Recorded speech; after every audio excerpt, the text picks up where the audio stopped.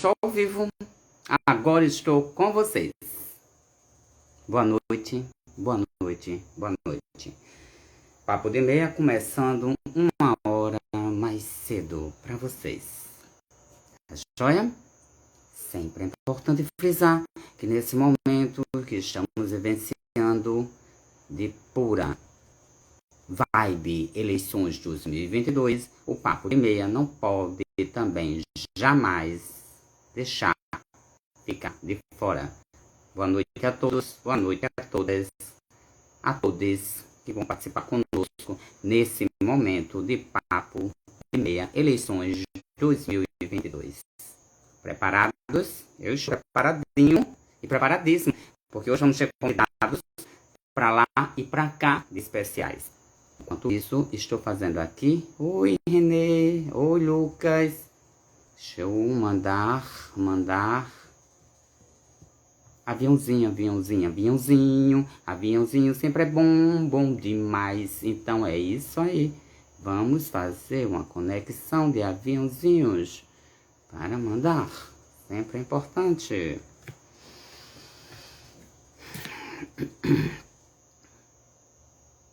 Boa noite. Gente, estejam livres para fazerem perguntas. Né? Só enviar as perguntas aqui, ó. Oi. Pode só enviarem perguntas para os nossos convidados. Convidados de hoje é Elida Miranda, candidata ao cargo de deputada estadual de Alagoas nas eleições de 2022 e logo em seguida Guilherme Cortez, também candidato ao cargo de deputado estadual pelo PSOL no estado de São Paulo. Fechou aqui porque gosto de antecipar as coisas, né? Gosto de ficar já preparadinho para estar aqui esperando vocês. Muito bem, esteja de olho. Todos vocês que vão estar de olho ao Rui, também sintam-se à vontade para fazer perguntas aos candidatos e candidatas ou melhor, ao candidato e à candidata que estará na noite de hoje participando do Papo de Meia a partir exatamente das 21 horas. Faltam alguns minutos, então vamos a algumas observações, considerações pertinentes. Afinal de contas, o Papo de Meia também tem dessas coisas, né? Tem sempre esse momento da gente poder dialogar com vocês e esclarecer alguns fatos que estão estranhando, né? Hoje o Papo de Meia, até agora estão perguntando cadê o André? Já eu digo a vocês, tá bom? Deixa exatamente das 21 horas para poder explicar melhor o que estamos vivenciando nesse momento. Deixa eu conectar também. Deixa exatamente das 21 horas para poder explicar melhor o que estamos vivenciando nesse momento. Alô, você. Também. Ou vocês. Oi, Clênia. Oi, todos, todas e todos que estão aqui conosco nessa noite maravilhosa. Hoje começa a bateria. Hoje começa exatamente a bateria de entrevistas com os convidados a candidatos, né? Que vão pleitear uma vaga dentro da Assembleia Legislativa, seja ela na modalidade estadual ou federal. Então, preparem-se, vamos ter grandes novidades. Elida já está no ar, maravilha, faltam alguns minutinhos, falta 1 minuto. Então, vamos oficialmente falar que hoje o Papo de Meia vai ter a participação única e exclusivamente minha, de J. Aureliano. Satisfação enorme estar com vocês aqui. O Papo de Meia é um projeto híbrido voltado para as minorias sociais, principalmente para a comunidade LGBTQIA+. Então, estejam preparados, porque estamos na vibe das eleições de 2022 e é com muita satisfação que hoje teremos como participação 2 convidados bastante enriquecidos de conteúdos e de propostas, né? Às 21 horas começa com Elida Miranda e às 21h30 Guilherme Cortez. É uma satisfação enorme. Explico a vocês que hoje, em virtude de força maior, o André não pode participar conosco nesse momento, tá bom? Ele está resolvendo um problema de saúde familiar. Então, eu deixo bem claro, mas como temos compromissos a honrar, principalmente com os convidados, então é muito importante também fazer presente, né, nesse momento, de cidadão, mas também de todo respeito a esse momento também que o André está passando, o André Cerqueira, o André Papo de Meia está passando nesse exato momento. Vai toda minha força, minha fé e meu axé para você, André. Então, muito bem, muito bem, muito bem. Vamos lá. Vamos começar o Papo de Meia? Vamos sim. Hoje a nossa primeira convidada, Elida. Muito importante avisar que o Papo de Meia é um projeto voltado para as minorias sociais. E o Papo de Meia Eleições 2022 sempre começa com hashtag Muda Brasil. Vote com orgulho. Vote por uma política que lhe representa, que nos representa, porque a coletividade é a força maior para toda essa estrutura. De melhorias que a gente quer no país. Então, eu gostaria hoje com a Elida já está aqui. Então, Elida, se você puder, por favor, já acenar ou já adentrar, né, nessa live, já estou no seu aguardo, tá bom?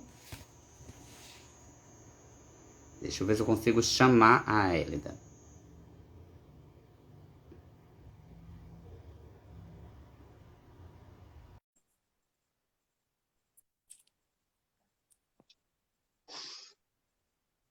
Oi, João, boa noite. Tá me ouvindo? Agora sim. Agora eu Agora. Olá, boa noite a todas, a todos. Boa noite.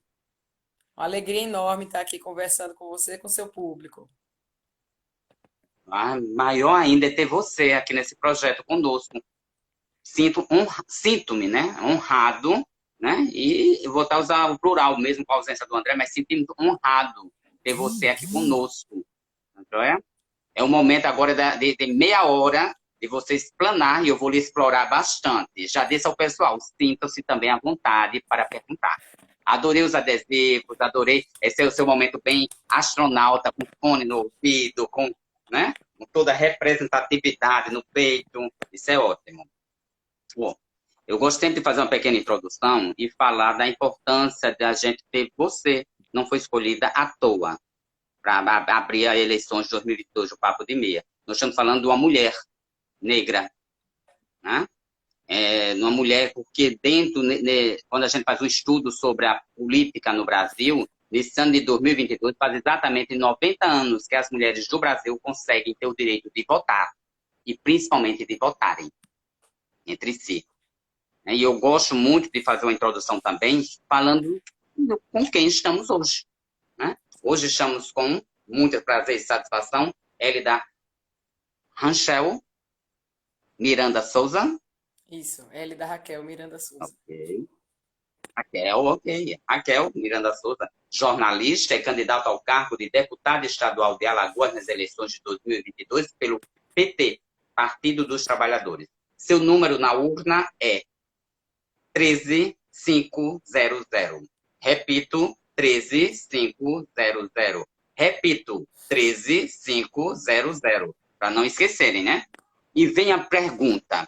Estava eu fazendo uma leitura, encontrei um artigo da Universidade do Paraná, onde o título é Comportamento Eleitoral Feminino. Mulheres votam em mulheres? Por que as mulheres não votam em mulheres? No seu análise, Elida. Boa noite a todo o público aqui que nos acompanha. Boa noite para você, João. Boa noite para o André também, um querido. Quero mandar um abraço imenso dele para ele, dizer que sou admiradora do trabalho de vocês dois. Já tive, né, a oportunidade muito prazerosa de estar conversando aqui com vocês, né, no canal do Papo de Meia, sobre esse exercício da cidadania que é tão importante. E aí, entrando na tua pergunta, né, colocando aqui a resposta, veja, foi construído historicamente essa ideia de que as mulheres não são, vamos dizer assim, sujeitos de direitos, né? São coisas do patrimônio, são coisas do patriarcado.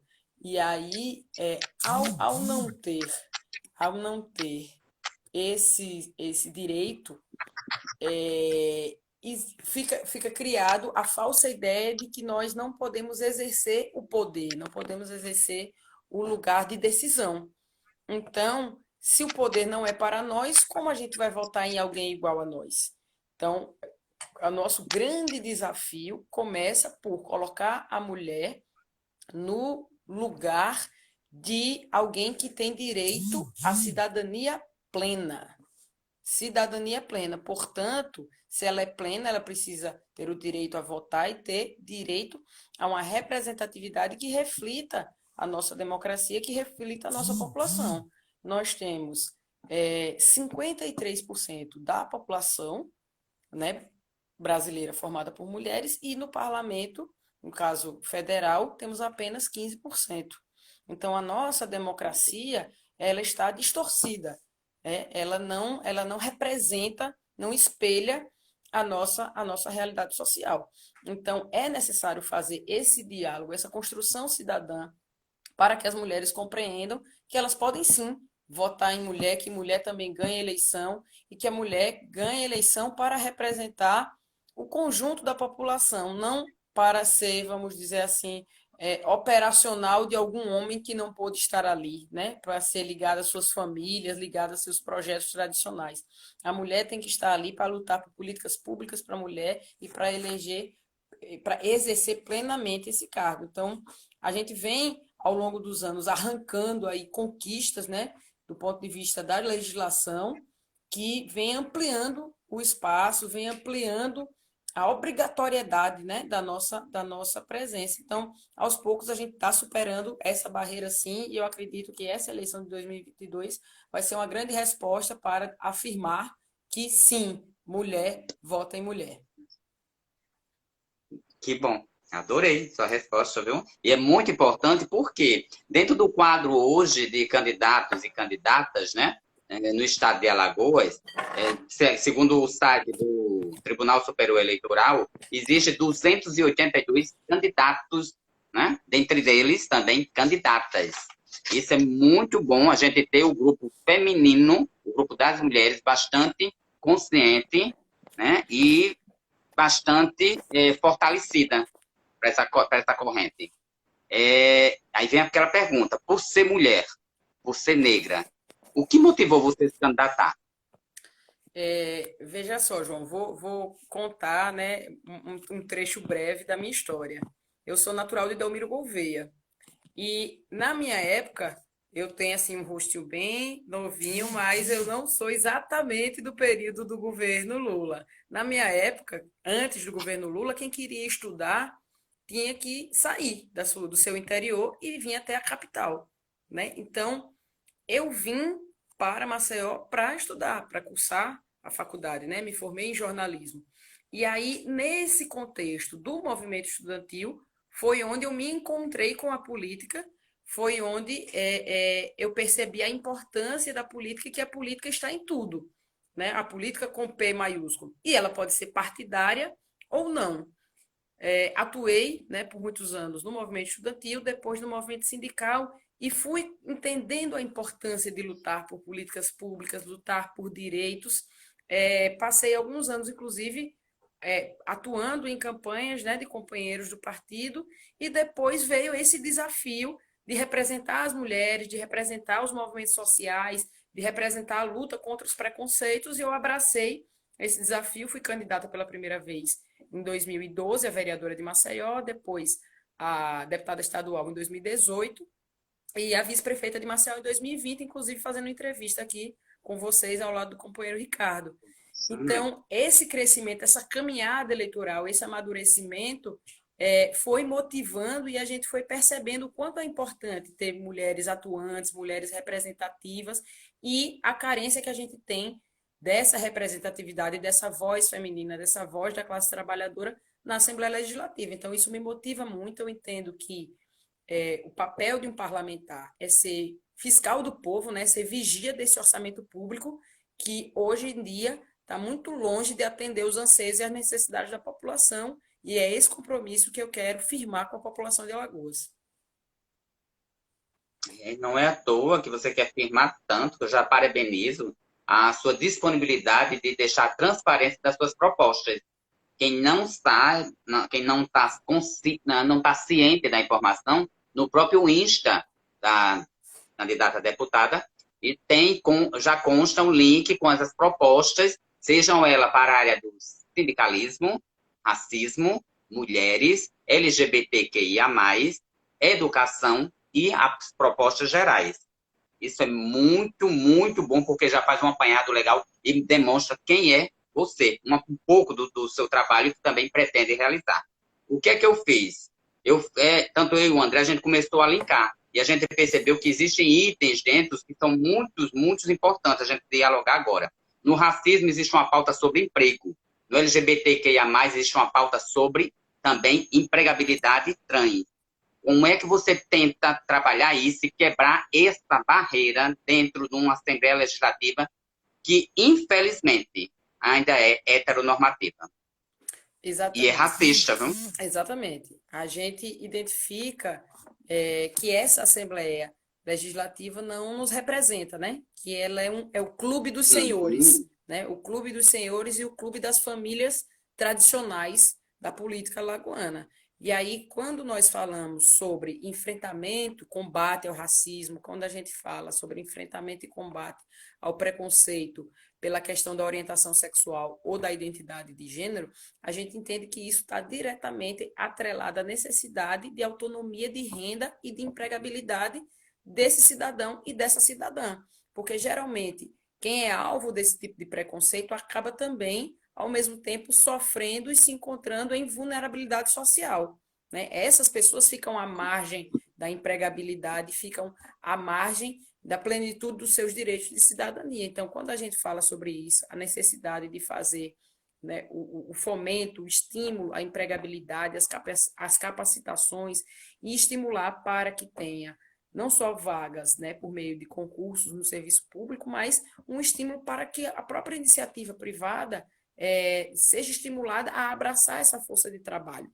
Então, é necessário combater essa vulnerabilidade social desse público que sofre preconceito. Então, o primeiro momento é a acolhida por meio dos centros de referência, mas no segundo momento é necessário existir os cursos, os treinamentos e os encaminhamentos para a empregabilidade. Porque isso também é empoderamento. Quando você tem a sua autonomia financeira, quando você tem o seu emprego, você consegue combater na sua vida pessoal, individual, esse alvo de preconceito. Dizer, olha, pera lá, você não pode me tratar assim, não. Se você vai me expulsar de determinado espaço, eu tenho para onde ir. Porque hoje é isso que acontece com o jovem LGBT, com a mulher que é vítima da violência, a falta da Mulher. acolhida, né? E a falta de autonomia financeira. Então, combatendo isso, a gente acolhe e reverte, né, a situação dessa vítima e, ao mesmo tempo, estimula a economia. Esse empreendedorismo com esse viés muda a cara, né, e acaba tendo impactos e reflexos na questão econômica também. Érica, Hélida, me diga uma coisa que me preocupa muito. É, como, nesse viés, assim, desse cenário político, né, e que a gente pretende, digo a gente, né, acredito eu, que a maioria dos brasileiros pretende fazer uma mudança radical no dia 2 de outubro, e que vem uma mudança mesmo, né, o hashtag mudança, como a gente tem que trabalhar essa questão da LGBTfobia e do racismo? E principalmente do feminicídio, como a gente assistiu a cena de ontem, onde mais uma vez a mesma jornalista sofreu, né, aquele ataque desnecessário após um debate político. E a gente sabe que estamos no estado, a Alagoas ainda é um estado de coronéis, e ainda vai vir o debate de Alagoas.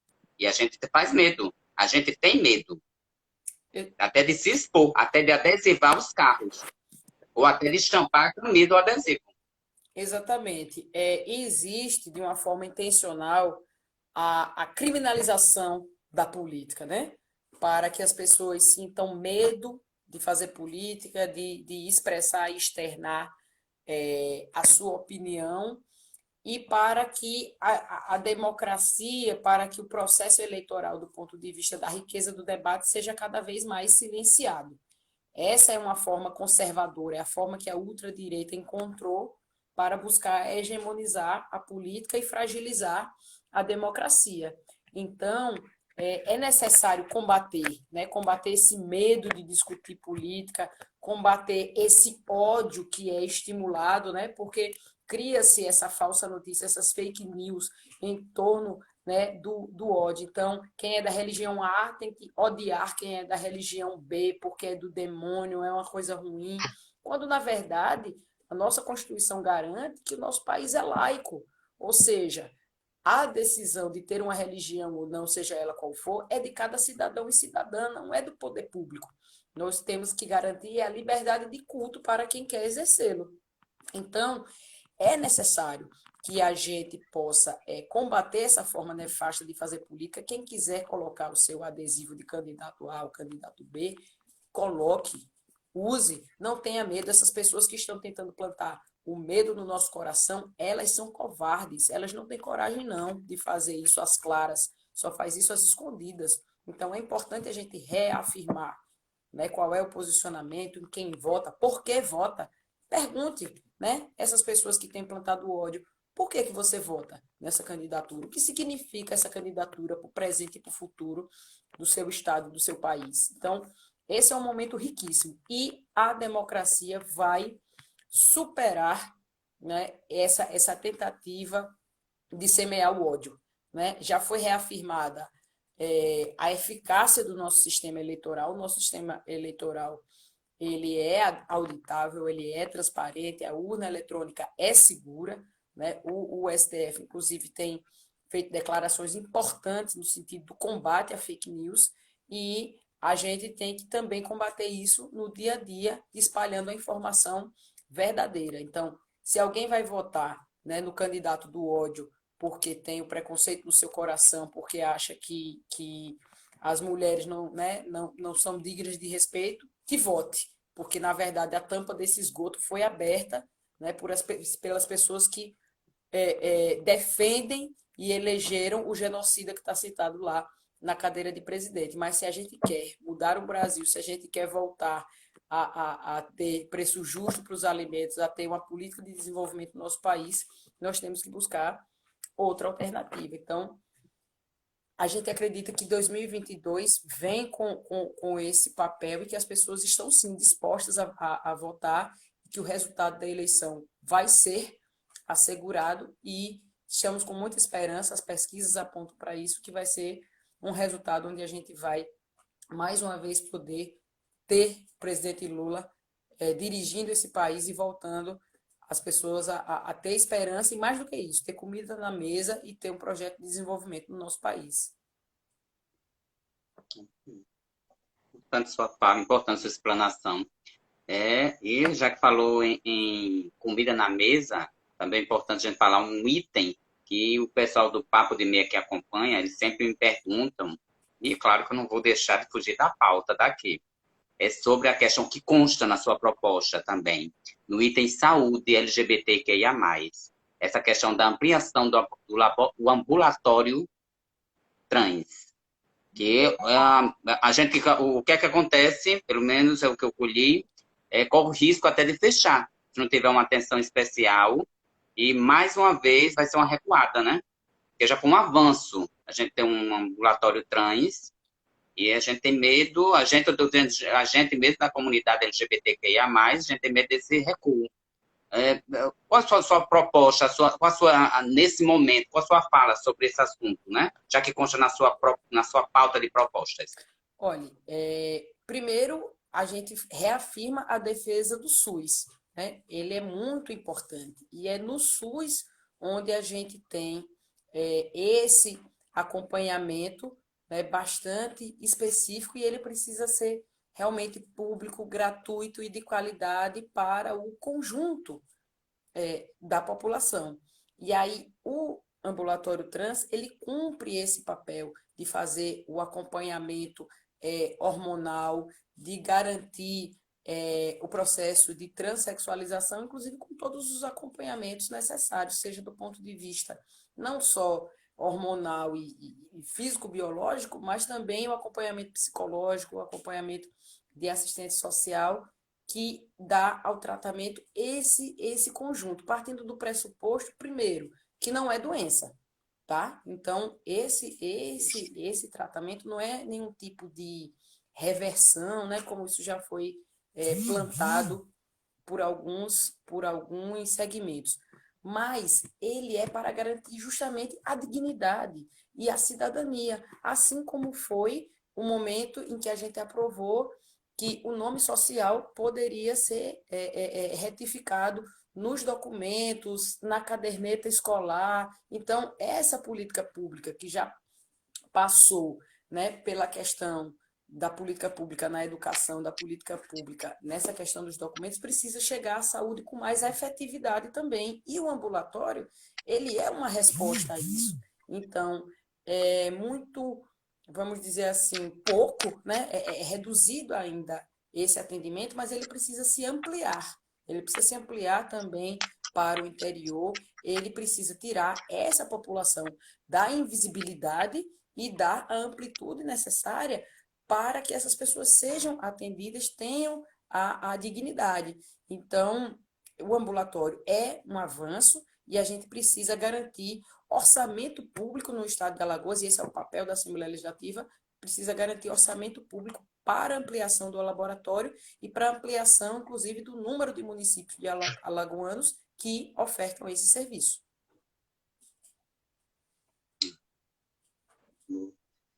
Não podia também de deixar, eu por ser da área de docente, eu gostei muito na sua proposta que você fala sobre programas de expansão da assistência estudantil e o fortalecimento da UNEAL, quem não conhece, a UNEAL, Universidade Estadual de Alagoas, como também da FAPEAL, FAPEAL é o Fundo de Amparo à Pesquisa do Estado de Alagoas, e como também da UNCISAL, Universidade do Estado de Ciências da Saúde de Alagoas.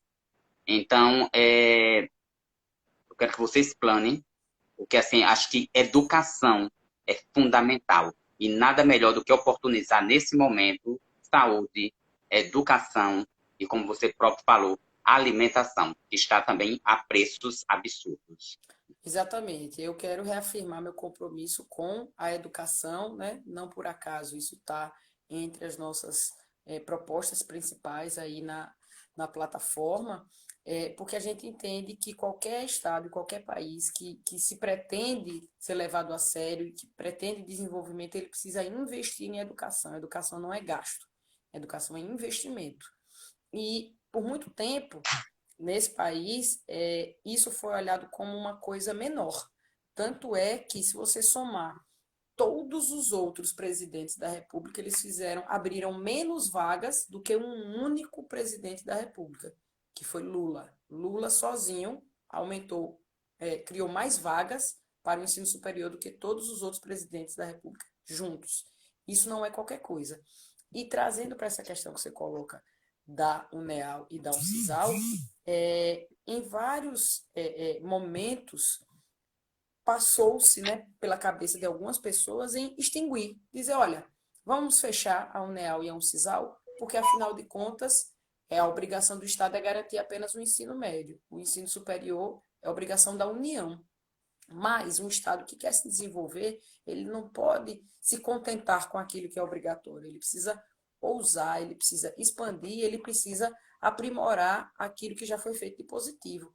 A UNEAL é uma instituição histórica, né? Formou aí um grande número de professores e professoras, é um patrimônio do povo alagoano e precisa de investimento, né? Precisa de aprofundar o orçamento para que tenha extensão, para que tenha pesquisa, para que tenha estruturação, porque uma boa parte dos seus prédios são alugados, não são prédios próprios, e hoje a gente precisa modificar essa realidade. É uma necessidade do povo alagoano essa expansão do ensino superior, assim como aprofundar os investimentos na UNCISAL. Né? Então, a gente é uma área muito importante, e como a gente falava anteriormente da questão do SUS, é uma população muito carente, né? É uma população que precisa desse atendimento. Então, é, é necessário que haja investimento e que a gente possa colocar a questão da pesquisa e a questão das nossas universidades estaduais como uma prioridade para que elas sejam uma mola propulsora do desenvolvimento do estado de Alagoas. Ó, a Gisele Freitas, ela está falando uma coisa muito importante aqui, que melhoria no plano de cargos e carreira dos professores.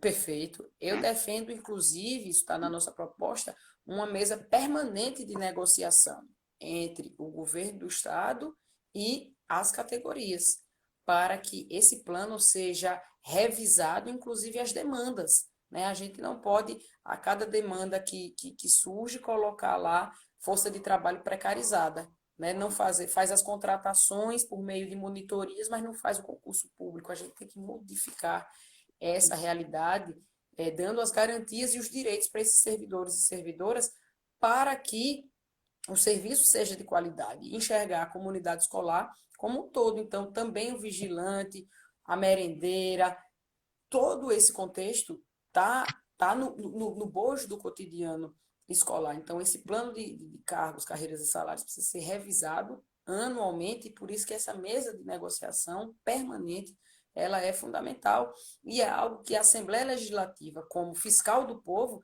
precisa exercer também essa mediação. Não dá só para querer ficar como amortecedor do governo. Não é esse o papel do parlamento. O papel do parlamento é ser a voz do povo. Gisele, acredito ser respondida, né? Ela botou até, mas ela tá bem ativa aqui com a gente no nosso bate-papo. Mobilidade. Vamos falar um pouco. Estamos com um problema sério. Eu não posso dizer a você que depois que 4 bairros de Maceió foram destruídos, praticamente desocupados, né? Famílias foram afetadas psicologicamente. Aí vem a questão. Como é que fica essa questão da agora, de acomodações? Hoje temos uma avenida em Maceió chamada Avenida Fernando de Lima, onde trafeca, né? A maioria dos transportes e sufoca. E hoje, então, assim, mobilidade, acho que é uma questão não só. Isso vale para todo o estado, como também para toda a nossa cidade, nossa capital, né? E a questão, como você vê, faz sua análise sobre a questão do caso Braskem. Certo, João. Olha, respondendo essas duas questões bastante importantes.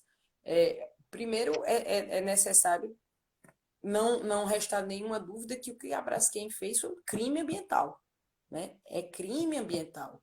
E o escandaloso é que não, até esse momento, não houve punição para esse crime.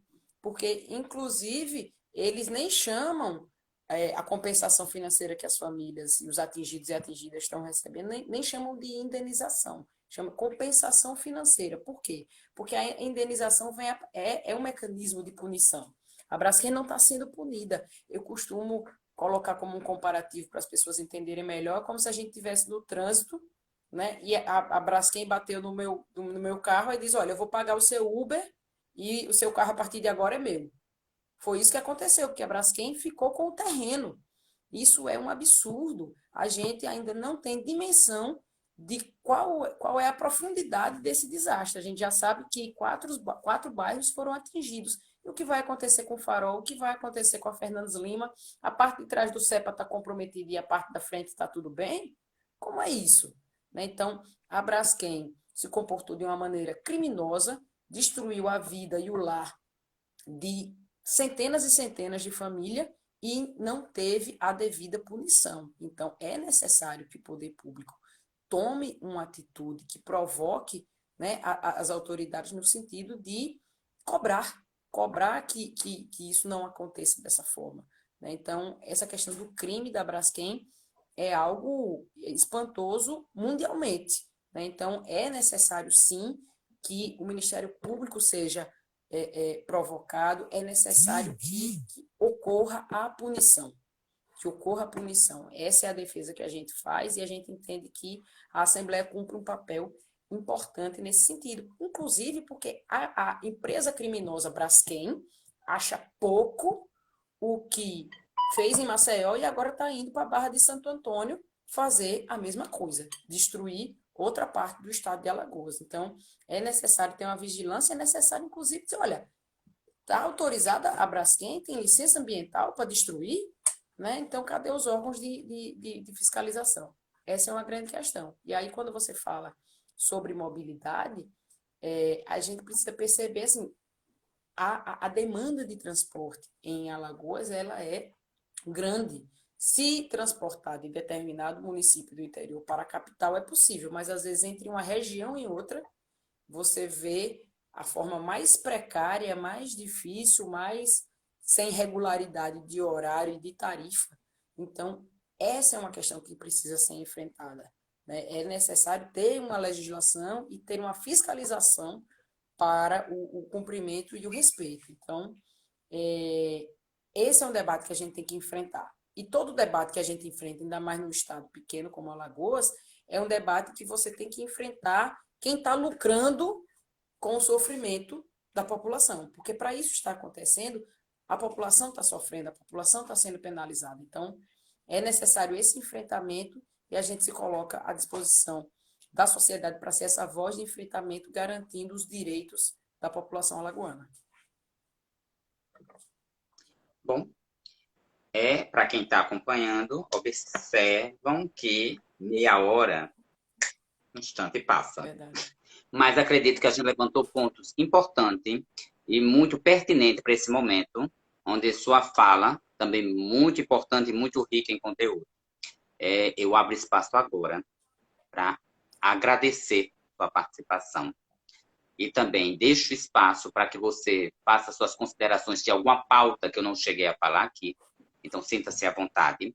Gosto de repetir que está conosco, nesse exato momento, a candidata a deputada estadual do estado de Alagoas, pelo partido PT, Partido dos Trabalhadores, Hélida Miranda, com o número 13500. Repito, 13500. Repito, 13500. Então, sinta-se à vontade para os seus momentos finais. E, desde já, gratidão. Quero agradecer também, João, por essa oportunidade de dialogar com o teu público, agradecer a todo mundo que passou e que assistiu aqui a nossa live, pedir o voto. Você, alagoano e alagoana que está nos assistindo, meu nome é Hélida, meu número é 13500, eu sou candidata a deputada estadual com o apoio de Lula. Você que vota em Lula, eu quero pedir o seu voto e quero dizer que tão importante quanto votar em Lula é votar nos deputados, nas deputadas de Lula, para que a gente possa ter força de reconstruir esse Brasil com muita esperança, com muito amor no coração, derrotando o medo e o ódio. Então, temos certeza que com esperança, com amor, a gente vai alcançar a vitória em 2 de outubro. Então, quero pedir o seu voto. Vote Hélida 13500 e vamos juntos mudar a cara da Assembleia para que a gente se sinta representado de verdade na política em Alagoas. É isso, João. Um grande abraço aí a todo o público. Também, viu? Gratidão e sucesso na sua jornada. Hoje e sempre. Saúde. Obrigada. Beijo. Com certeza. Bom, e vamos prosseguir, porque nosso segundo convidado já está aqui. Guilherme Cortez. É interessante, gente, observar que o Papo de Meia ele tem um viés bastante, uma visibilidade bastante dimensionada.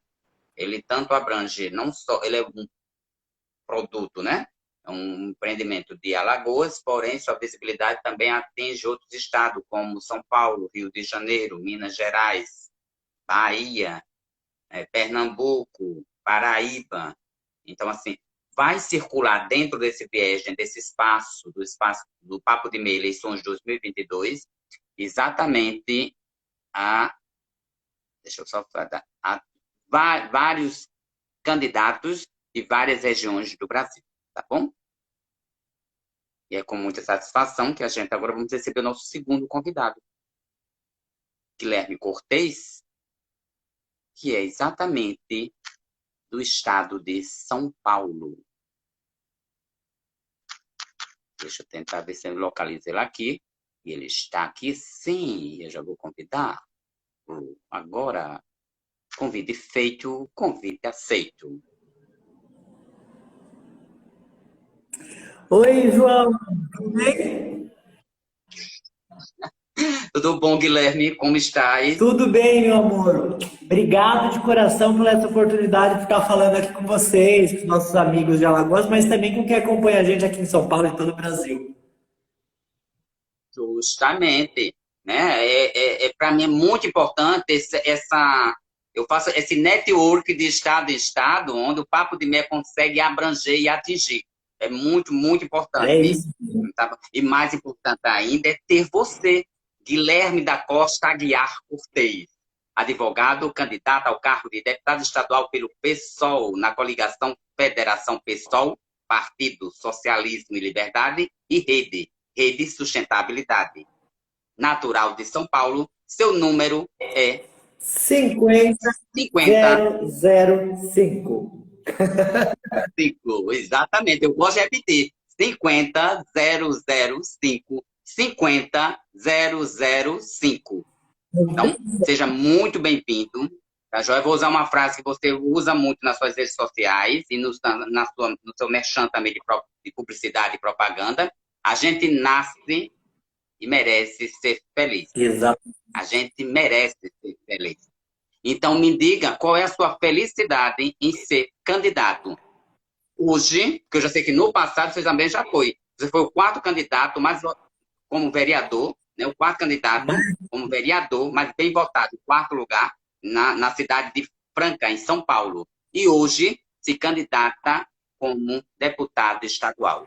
Qual é a sua felicidade?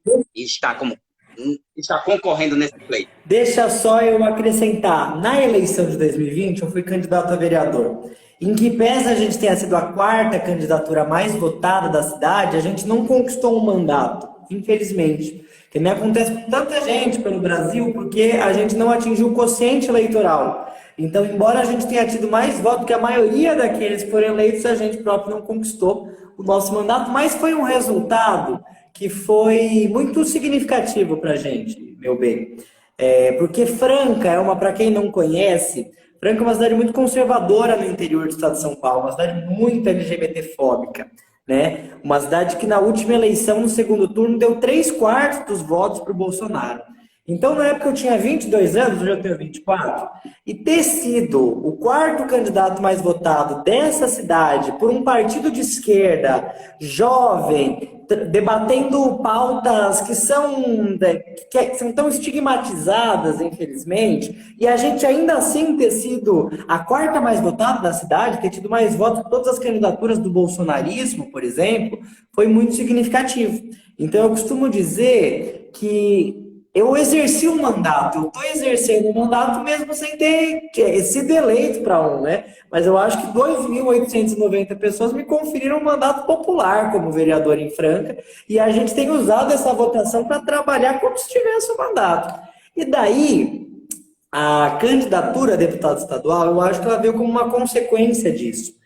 Eu não podia ficar de fora dessa, que é a eleição mais importante da minha geração, porque tem muita coisa em risco, tem muita coisa em jogo. Não dá pra gente simplesmente assistir de fora, ainda mais quando a gente já tem um ativismo político, já tem uma pauta política, né?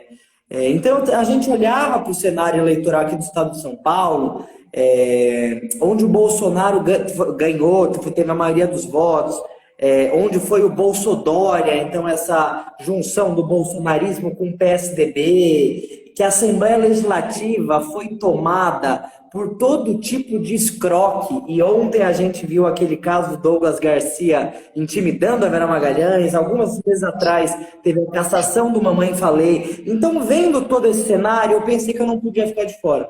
Que eu precisava ajudar também aqui no interior de São Paulo, a gente ajudar a eleger o Lula, mas também a gente ajudar a eleger uma bancada parlamentar de esquerda, e a gente mudar essa configuração política aqui de São Paulo, né? E trazer todas essas pautas que são caras para a gente, a luta do movimento LGBT, a luta ecológica e ambiental, a luta pela educação, pelos direitos humanos, e colocar isso com centralidade no debate político. Então, eu diria que foi isso que levou às nossas candidaturas. Agora, você me pergunta sobre felicidade. E, infelizmente, para a gente fazer política hoje no Brasil, tem sido um exercício difícil. Eu acredito muito e gosto muito de política e acho que política é um instrumento para a gente se realizar, para a gente fazer as mudanças, né? Mas a gente tem vivido uma escalada de violência política que é muito preocupante e que deixa pouco tempo para a gente ser feliz, né? Então a gente, principalmente quando é LGBT, a gente tem que tomar o triplo de cuidado, de segurança, para ir panfletar na rua, uma coisa que devia ser normal, mas pode vir alguém bolsonarista e te agredir, te xingar. Vai que a pessoa tá armada. O Guilherme Boulos em São Paulo, Olha, o cara. eu vou lembrar de um caso que repercutiu bastante, que foi seu grande encontro, né? E sua voz naquele encontro com aquele ecocídio. Exatamente. Exatamente. E naquele caso foi um episódio que teve bastante repercussão, a gente não esperava. Felizmente, não teve nenhuma consequência mais negativa, porque muita gente veio falar depois e eu fui pensar, pô, o cara, aquilo ali era a corja dos milicianos ecocidas lá do Bolsonaro. A gente podia ter sido agredido, a gente podia ter sido mais ameaçado, ficou só no palavreado. Depois o Ricardo Salles, que é um covarde, foi lá no Twitter e falou que a partir de agora ia ser na porrada. Agora, eu vejo assim, eu acho que a gente tem que retomar, por isso que é o slogan da nossa candidatura, eu acho que a gente precisa retomar a nossa felicidade. A gente nasce, a gente vive para ser feliz, para poder se realizar, para poder usufruir de tudo que essa vida tem a oferecer para a gente. Mas ultimamente, infelizmente, tem faltado motivo para a gente poder se alegrar e para ser feliz.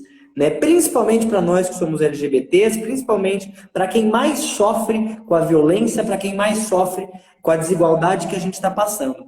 Então, acho que é fundamental que a gente traga a felicidade de volta para a política. E para fazer isso, eu acho que a gente precisa encerrar esse capítulo que a nossa política foi apoderada por essas figuras do ódio, do preconceito e da violência. E aí vem outra pergunta para linkar com a sua resposta. Como vai ser? Você está numa cidade, como você mesmo falou, onde o preconceito, o feminicídio, pelo jeito, domina, LGBTfobia domina, e a sua proposta, que você tem, eu li sua proposta, viu? São bastante enriquecedores e com bastante pautas muito importantes. E aí vem aquela pergunta, como combater?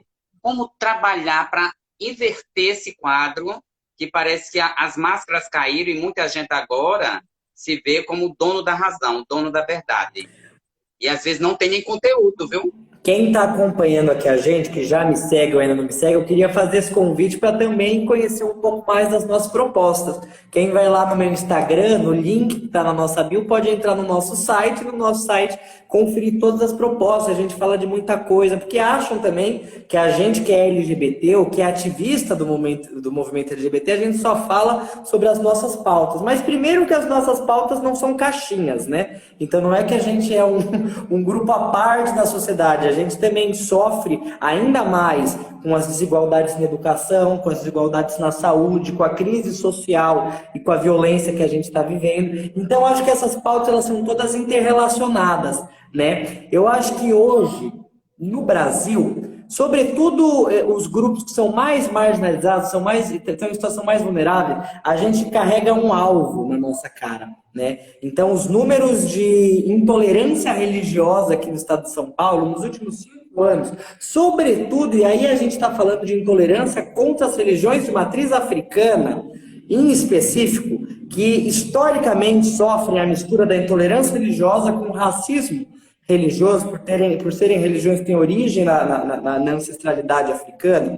Então, os números de intolerância religiosa triplicaram aqui no estado de São Paulo nos últimos anos. O Brasil é o país que mais mata a população LGBT no mundo. O estado de São Paulo, de onde eu estou falando, é o estado que registra o maior número desses casos em todo o país. A cidade de onde eu estou falando é uma das cidades onde no estado de São Paulo mais se registra casos bárbaros, como todos são, brutais, de feminicídio, de violência contra as mulheres, a letalidade nas ações policiais aqui em todo o Brasil, porque a gente tem a polícia que mais mata e a polícia que mais morre, e uma política que, na verdade, é orientada para ser uma verdadeira máquina de morte, sobretudo contra as pessoas negras que moram na periferia. Então, eu acho que a gente precisa inverter essa realidade, como você mesmo diz.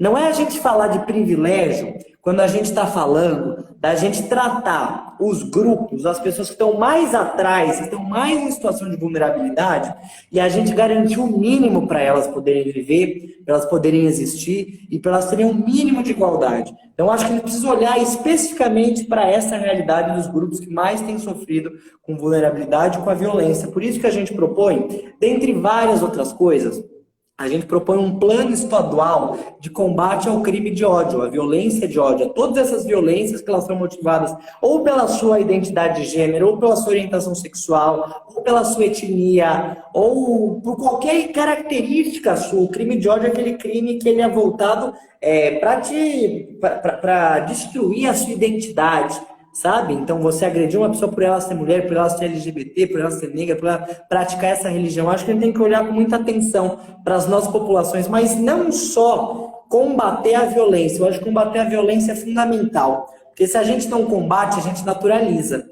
E daí as pessoas acham que elas podem fazer o que quiser. Ah, posso te bater, posso te agredir, posso te xingar, que nada vai acontecer. Acho que é importante que a gente tenha criminalizado a LGBTfobia, o racismo e o feminicídio por conta disso. Mas a gente não quer só ser recompensado, ser indenizado depois que a gente sofre uma violência. A gente quer que essa violência não venha a acontecer. E por isso eu acho que tem muitos caminhos para a gente começar. Eu acho que a LGBTfobia, por exemplo, ela não acontece só quando a gente toma um murro na cara, quando ele toma uma lampadada na cara, quando a gente é agredido na rua. Ela acontece na falta de oportunidade, no emprego, e sobretudo a população de travestis e transexuais é completamente alijada do mercado de trabalho formal, e a gente tem que ter política de emprego para garantir a inserção dessa população no mercado de trabalho. Isso acontece na escola, quando a gente sofre com o bullying LGBTfóbico, com várias formas de violência que vão marcando a gente durante toda a nossa vida. Por isso que eu acho que é fundamental e que a gente tem que falar sem tabu, que escola é sim espaço para a gente discutir respeito, discutir cidadania e discutir também a diversidade que existe. Isso é um tabu, isso acabou virando, né, uma bucha de canhão, um factoide que o Bolsonaro usa, né, falando de ideologia de gênero, mas eu acho que ele tem que enfrentar esse debate, né? E eu acho que tem que criar os mínimos mecanismos para que a nossa população e para que todos esses grupos que estão em mais vulnerabilidade possam ter um mínimo de dignidade. Por isso que a gente pauta aqui na nossa campanha a criação de casas de acolhimento para a população LGBT em situação de rua, ou em situação de vulnerabilidade, ou que foram expulsas das suas casas, ou que estão sofrendo alguma ameaça, que a gente possa expandir essas casas, que hoje quem faz é o nosso próprio movimento, mas que o governo do estado possa assumir essa responsabilidade e possa expandir para todo o estado. Isso sem a gente falar no combate ao racismo, sem a gente falar no fortalecimento das políticas de enfrentamento à violência contra a mulher, o fortalecimento das DBMs, de uma polícia cidadã e voltada para proteger, sobretudo, esses nossos grupos, mudar essa lógica de segurança pública que a gente está vivendo, mas eu acho que tudo isso é fundamental. Muito, muito, muito. Sua oratória é ótima, viu? Já sabe, viu? Você já sabe que está sendo influência para outros e outras e outros, né, que vem aí. Viu? Isso é ótimo. Você falou uma coisa importantíssima e na sua proposta eu amei, Guilherme. Foi a questão, é por isso que eu estou batendo muito na tecla, na questão da pesquisa, entende? E tem a ampliação do orçamento da FAPESP, que é a Fundação de Amparo à Pesquisa do Estado de São Paulo. Qual a ideia que você tem em mente para poder, porque eu acredito muito na pesquisa, eu acredito muito na ciência, e assim, e hoje a gente está sentindo a carência e o isolamento, está ficando isolada. Verba que é bom, nada está chegando. Claro, sem sombra de dúvida. Eu estudei em escola pública, numa escola estadual, técnica, no ensino médio. Eu estudei na Unesp, que é uma das universidades estaduais aqui do estado de São Paulo, na minha faculdade. Eu fui bolsista de iniciação científica na FAPESP durante a minha graduação. A gente sabe que a educação ela tem um potencial transformador gigantesco. A educação ela salva vidas, a educação ela transforma destinos, realidades, sobretudo a educação pública, gratuita, democrática e de qualidade. Mas na contramão do que eu acredito, do que eu acho que a gente acredita, A educação, que no Brasil sempre sofreu, principalmente a educação pública, que sempre sofreu muito com o desinvestimento, com a precarização, com o desmonte, e aqui no estado de São Paulo a gente tem uma realidade muito particular dos governos do PSDB, que dá para você ver com começo, meio e fim, todo o processo de desmonte da educação pública, para você hoje ter uma escola pública que é quase privada aqui no estado de São Paulo, nas escolas estaduais, né? Mas retomando, a educação pública no Brasil ela sempre sofreu com tudo isso, mas nos últimos 4 anos, eu acho que isso teve um upgrade, vamos dizer assim, porque além do desmonte, além da desvalorização, além do desrespeito com os professores, a gente teve nos postos de comando do país gente que odeia a educação. Gente que odeia a educação pública. Gente que odeia que pobre vá para a universidade. Que falam isso, que falam abertamente. Gente que odeia Paulo Freire. Gente que odeia que as pessoas sejam alfabetizadas. Gente que odeia a universidade pública, que odeia a pesquisa científica, que odeia a ciência. E a gente viu isso com um ministro da educação mais aloprado que o outro, que é terraplanista, que é olavista, que é isso, que é aquilo, que fala que a universidade pública é espaço de balbúrdia, quando não. As universidades públicas do nosso país são as principais produtoras de ciência, de conhecimento científico, e elas são reconhecidas em todo o mundo pelo trabalho que elas fazem. E é por conta da pesquisa que é desenvolvida nessas universidades que hoje a gente pode estar se libertando da pandemia, porque foi a partir dessa pesquisa científica que foi desenvolvida a vacina do Butantan, que começou a vacinar a nossa população quando o governo não queria vacinar. Mas, felizmente, a gente pode contar com a educação pública, com a pesquisa científica, né? A gente vê isso quando a gente vê as tentativas de cercear o ambiente das universidades, das escolas, com esses factóides de escola sem partido, de doutrinação, disso, daquilo outro, que não é nada mais do que tentativa de você amordaçar as escolas, de você controlar as escolas, até tentativa de fazer propaganda eleitoral do governo nas escolas aconteceu. Então, e a gente também foi atravessado por uma pandemia muito brutal, que mostrou o terrível impacto que tem o negacionismo, a anticiência, as terríveis consequências que tem quando a gente não investe, quando a gente não apoia, quando a gente não prioriza o conhecimento científico e dá a vez para os mitos em vez da ciência. Então, acho que a pesquisa científica e o trabalho da educação pública é fundamental. A FAPESP é uma das agências de incentivo, de fomento à produção científica aqui no estado de São Paulo, que é muito importante, Eu próprio já fui bolsista da FAPESP, pude desenvolver uma pesquisa, a FAPESP financia projetos em todas as áreas do conhecimento, mas também nos últimos anos, assim como as nossas universidades aqui em São Paulo, têm sofrido com a diminuição dos seus recursos. Eu acho que é estratégico que a gente invista na FAPESP, assim como é estratégico que a gente invista no ensino superior público aqui no estado de São Paulo.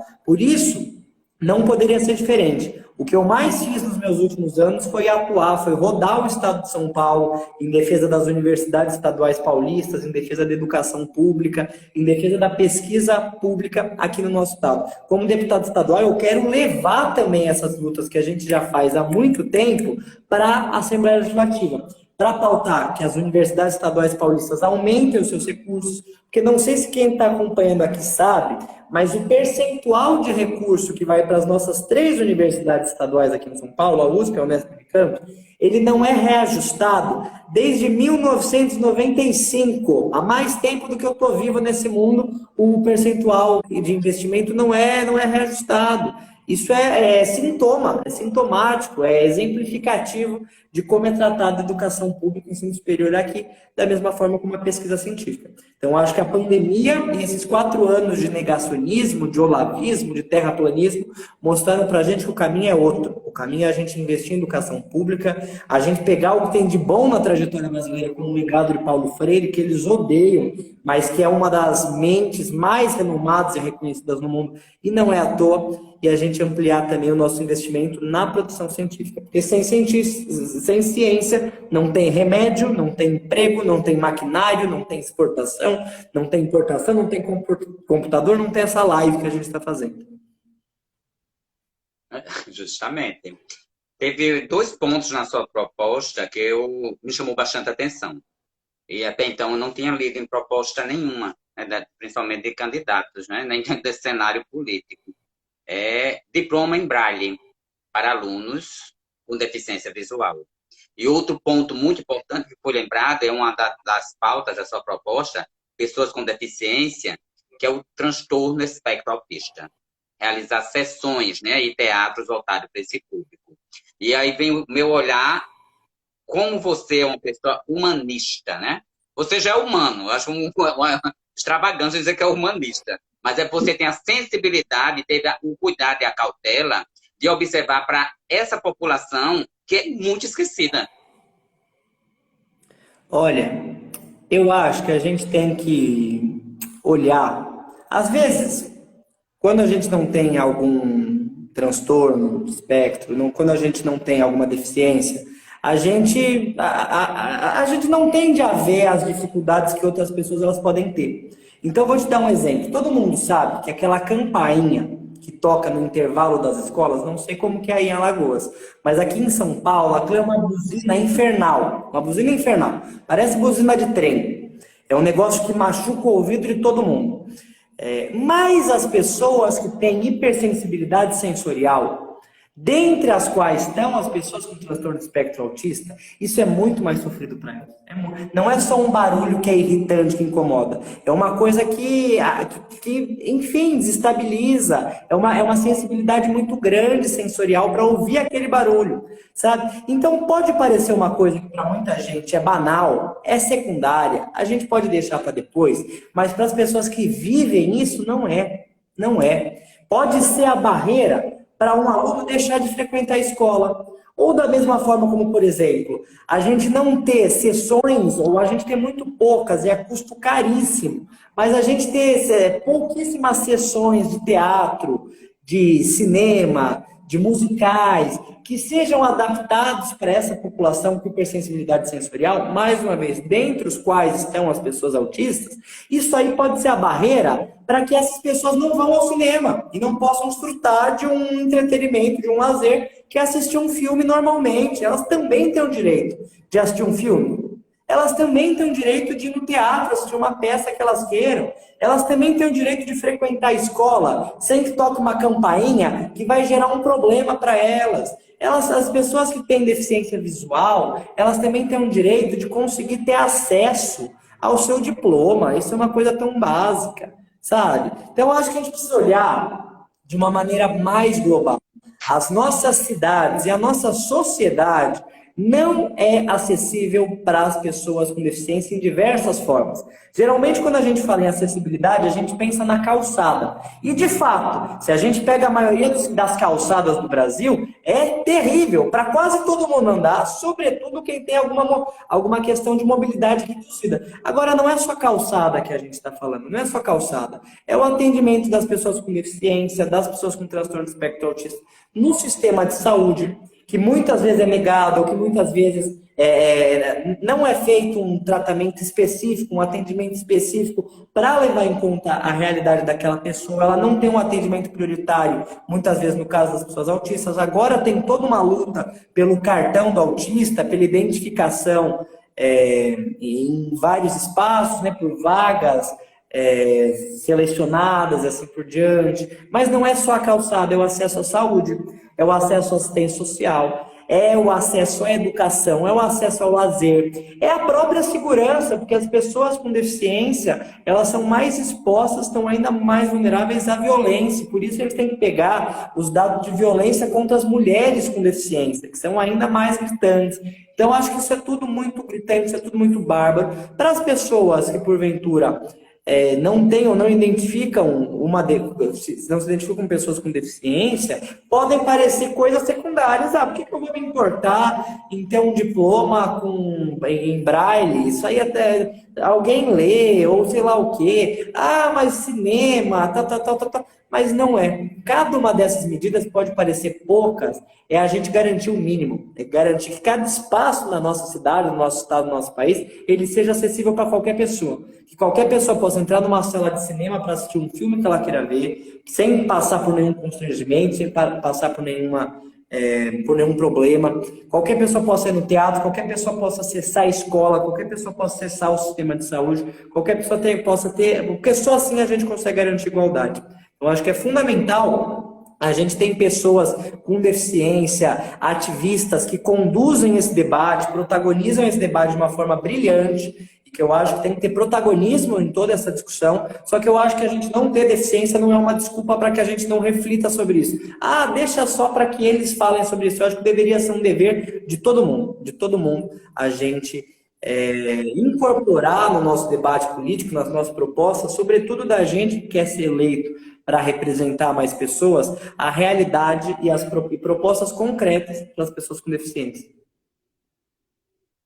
E é nessas propostas concretas que é importante a gente destacar, ó, que o Guilherme Cortes, ele traz a questão de, além das propostas voltadas para o público LGBTQIA+, juventude, saúde, mobilidade urbana, meio ambiente, cultura, pessoas com deficiência, educação, que ele separou educação de universidades, tolerância religiosa, a economia, funcionalismo público. Então, por isso que é importante. Quer conhecer mais do Guilherme? Acesse para ter todas, faça uma leitura. Então, eu gosto muito de fazer um estudo, eu penso muito nisso. Mas aqui vem agora uma questão que o Júlio César colocou e eu acho interessante compartilhar. Ele já conheceu suas propostas, gostou bastante. Ele é de São Bernardo do Campo. Aí ele pergunta, tem proposta para o ABC? Olha, as pessoas me perguntam muito isso, até porque como eu sou, né, não só sobre o ABC, eu acho que é bacana essa oportunidade da gente conversar aqui, porque tem mais gente assistindo a gente. As pessoas me perguntam muito se eu só tenho proposta ou se eu só vou falar sobre a realidade da região de Franca, porque eu sou daqui.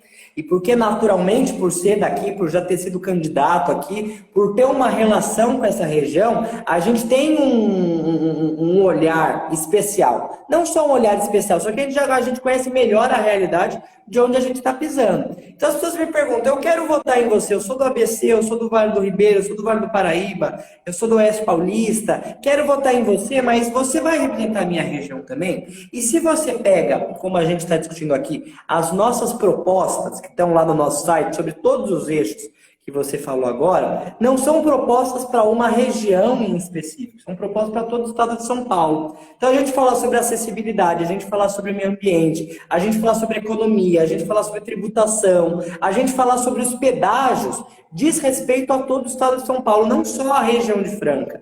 Até porque, mesmo que tenha uma ou outra especificidade de uma região para outra, a gente está passando por problemas comuns. Né? O desinvestimento na educação, na saúde, na ciência social é um problema comum a todas as regiões do estado de São Paulo. Os preços abusivos que a gente paga nos pedágios aqui são comuns a todo o estado de São Paulo. A crise ambiental profunda que a gente está vivendo aqui no estado de São Paulo é comum a todo o estado. E se nada for feito agora, vai se intensificar cada vez mais. Eu acho que o ABC, que é conhecido como uma região, o berço da classe operária do estado de São Paulo, foi de onde teve as greves, de onde nasceram as greves lá na década de 70 para a década de 80, então é um berço operário muito forte. Eu acho que o ABC, assim como o Vale do Paraíba, São José dos Campos, tem sofrido muito com a desindustrialização. Franca também. Franca é uma cidade que é conhecida como a capital do calçado, é um polo de produção e de exportação de sapato, principalmente sapato masculino. E é comum a Franca, é comum a ABC, é comum a São José dos Campos, a gente está vivendo esse processo de desindustrialização. A gente vendo empresas fecharem, a gente vendo indústrias fecharem, a gente vendo indústrias saírem do Brasil, e a gente sabe que quando fecha uma indústria, quando fecha uma fábrica, é muita gente que vai para a rua, é muita gente que perde seu emprego. Aqui em Franca, que a gente tinha enormes fábricas de calçado, hoje, quando você passa na porta de uma fábrica grande, não tem mais de 100 funcionários. Agora, quando você passa nos bairros, sobretudo da periferia, você vê que cada garagenzinha de casa virou uma banca de pespontar sapato. Então a gente foi para uma produção que ela é muito mais precária, que ela é muito mais artesanal e que as pessoas têm muito menos garantias por elas. Essa é a realidade de boa parte das fábricas metalúrgicas também do ABC, é a realidade muito das montadoras de São José dos Campos, que tem fechado as portas também. Então, acho que a gente precisa investir numa produção econômica sustentável. Eu acho que o nosso projeto aqui é que a gente possa aproveitar desse momento de industrialização para criar postos de emprego sustentáveis, baseados em novas tecnologias, novas formas da gente produzir, que vão aliar tanto a garantia de emprego para essas pessoas que ficaram sem emprego quando as suas fábricas, quando as suas empresas fecharam, ao mesmo tempo com a produção sustentável para o nosso estado, que não vai agredir o meio ambiente, principalmente porque hoje a gente está vivendo uma crise muito séria e que a gente precisa tomar medidas urgentes e enérgicas para reverter o que pode ser um desastre futuro, num futuro próximo, para a vida no planeta Terra, que é o colapso das mudanças climáticas. Então, acho que a gente tem que aliar essas duas coisas. Emprego e economia, em primeiro lugar, mas também com uma produção ambientalmente equilibrada, sustentável e responsável para suprir esses postos de trabalho que foram perdidos. Da mesma forma como um plano de obras públicas, a reabertura dos concursos públicos, né, a retomada dos concursos públicos, a convocação de um monte de concurso público do governo do Estado está deixando na gaveta, porque a gente sabe que isso também é forma de você garantir emprego, de você garantir renda, de você garantir sustento em todas as regiões do Estado, inclusive e principalmente a gente está falando dessas regiões que estão sofrendo mais intensamente com a desindustrialização, como é o caso do ABC. Então, pronto, meus amores, entenderam? Entenderam que ser candidato a deputado estadual, ele abrange outros municípios, ele vai além do município que ele mora, né? Que ele reside. Tem gente que até me... É igual o Papo de Meia. O Papo de Meia vai além também de Alagoas, né? Está abrangindo outros municípios, outros estados. E é nessa pegada. Eu sei que agora está pipocando pergunta, viu? Mas meia hora já se passaram. Nossa, acredito! E o Papo de Meia, o segredo do Papo de Meia é esse, é ser um papo de meia hora. Por quê? Porque não fica cansativo para mim, não fica cansativo para o convidado, não fica cansativo para vocês que estão assistindo a gente. É um papo que a gente começa numa certa vibe, e a coisa vai fluindo, e daqui a pouco, né, já está um espaço aberto para diálogo e debate. O intuito do Papo de Meia é esse. Ele está lendo, olha. Eu sei que ele está... Então, vamos ler aqui, ó, o Cadria falou, né? Olá, Guilherme, pesquisei bastante e conheci você através dessas pesquisas. Por isso, terá o meu voto, pois gostei de suas propostas. E pronto, coincidentemente, muito obrigado, meu bem. Eu deixo agora, Guilherme, você livre para falar nos seus momentos finais. Caso tenha alguma pauta, alguma pergunta que eu não fiz, né, diante desse pouco tempo que temos de meia hora, mas sinta-se à vontade, o espaço é seu. Eu agradeço demais. Não sou eu, hoje era para estar aqui o meu amigo André, também, que participa do projeto Papo de Meia.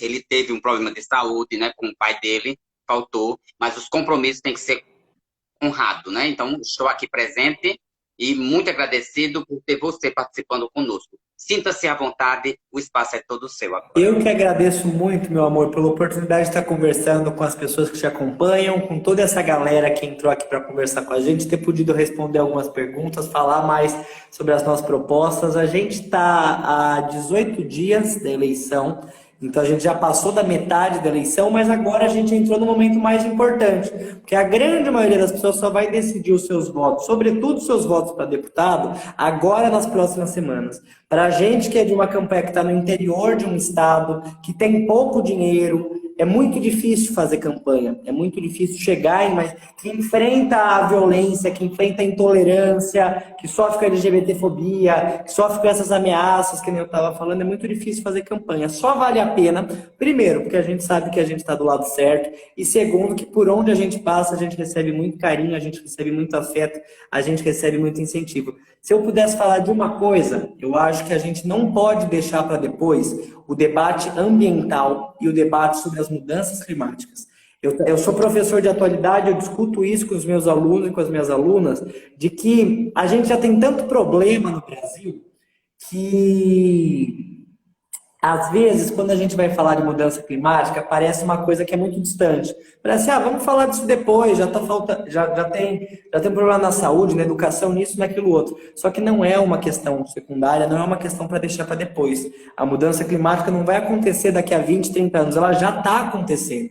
A gente já vê ela quando falta água, a gente já vê ela quando chove demais, alaga tudo, e as pessoas, principalmente que moram na periferia, perdem os seus pertences, alaga a casa delas, às vezes desliza no barranco.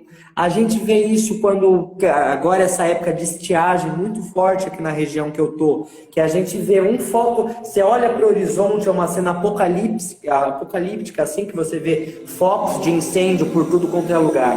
Então, acho que se a gente não.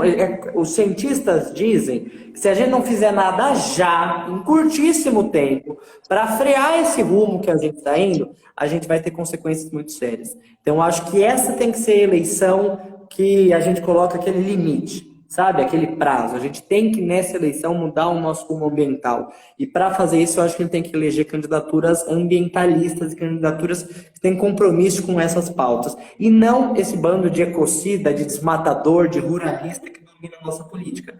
Eu quero ser uma dessas candidaturas, estou no ativismo ambiental já há alguns tempos, estou assinando uma série de compromissos, como cartas compromisso como candidato, para firmar os meus compromissos com essas bandeiras. No nosso site, vocês podem ver também as nossas propostas em relação a isso e pedir para quem está acompanhando a gente, gostou da nossa candidatura, que siga a gente, que se for de São Paulo, de qualquer cidade do estado de São Paulo, vote 50005 para deputado estadual, mas acima de tudo também, se não for muito abuso, pedir para que vocês também busquem mais votos para a gente. A nossa campanha conta com engajamento. A gente diz que a nossa campanha é um movimento, não se resume só a mim, mas é o que cada um de nós consegue replicar e trazer mais gente. Então, indique a nossa candidatura para mais gente, porque só assim a gente vai conseguir chegar na Assembleia. Mas eu estou muito confiante que a gente vai conseguir.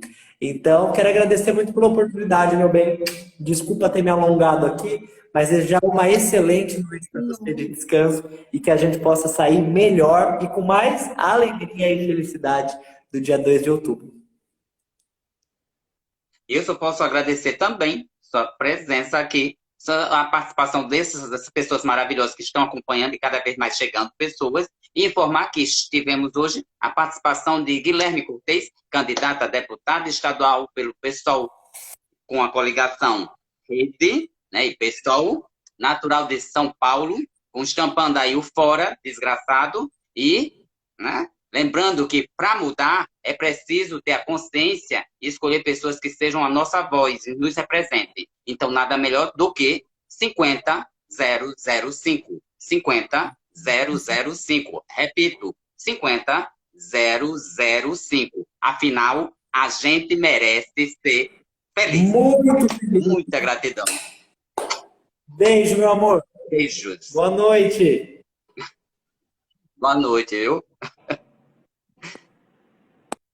Ó, e o Papo de Meia, gente, como sempre, agradece aos participantes, agradece a vocês que participaram conosco ativamente. É um projeto social híbrido, totalmente que começou na pandemia, para quem não conhece. Sempre estamos com um Papo de Meia, com lives nas noites das quartas-feiras, a partir das 21 horas, porque é o especial Eleições 2022. O Papo de Meia, ele abrange outros e outros estados, ele abrange praticamente, temos participantes e convidados do país inteiro. Então, é um prazer enorme ter vocês aqui conosco nesse momento.